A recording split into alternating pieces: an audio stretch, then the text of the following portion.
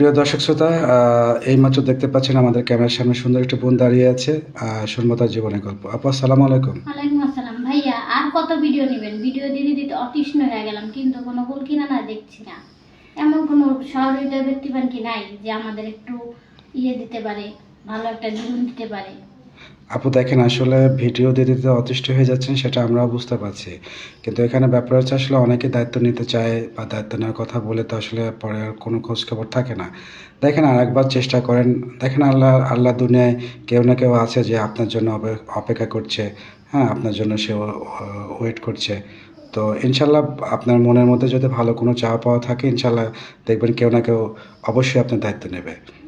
হ্যাঁ ভাইয়া, ওই আশাই আছি। যদি এরকম কোনো আল্লাহ জানি এরকম একটা মানুষকে পাঠায় দেয় যে আমার একটু দায়িত্ব নেয়, জানি আমার একটু সুখ শান্তিতে রাখে, এটুকুই শুধু আল্লাহর কাছে চাওয়া। এর চেয়ে বেশি কিছু আর আল্লাহর কাছে চাই না। টাকা পয়সা ধন দৌলত কিছুই চাই না, শুধু একটা ভালো মনের মানুষ চাই।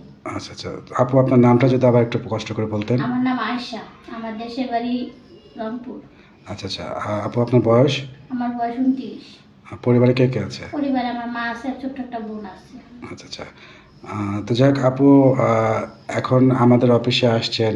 অনেকে আছে, দেশি প্রবাসী ভাই আছে, বয়স্ক হতে পারে। যদি বয়স আপনার থেকে অনেক বেশি হয়, হয়তো 40-50 বছর হয়, বা হয়তো এমনও হতে পারে আপনার থেকে বয়স 1-2 বছর কমও হতে পারে।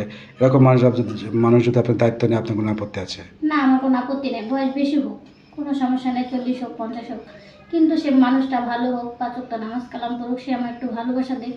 ভাই, আমি শুধু একটু ভালোবাসার অভাবে আজকে এই জায়গায় আসছি, ঠিক আছে? আমি শুধু একটু ভালোবাসা চাই, ছাড়া আর কিছুই চাই না। আচ্ছা আচ্ছা, বুঝতে পেরেছি। আসলে আপনার জীবনে অনেক কষ্ট, সেটা আমি বুঝতে পেরেছি।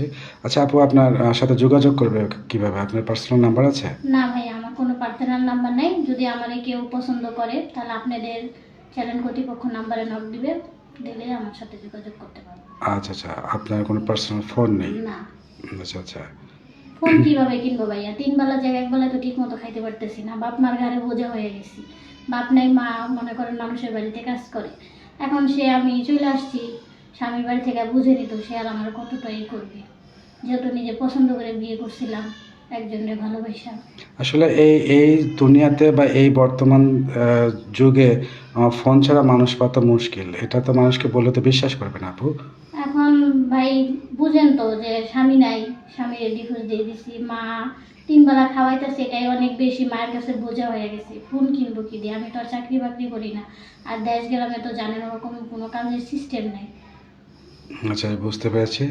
যাই হোক, প্রিয় দর্শক শ্রোতা, আপুর জীবনের গল্প শুনলেন।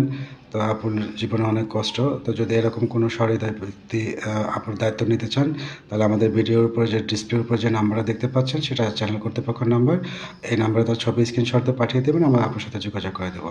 অযথা কেউ অডিও কল ভিডিও কল দেবেন না, ব্লক মারতে বাধ্য হবো। ধন্যবাদ আপু, আসসালামু আলাইকুম। ওয়ালাইকুম আসসালাম।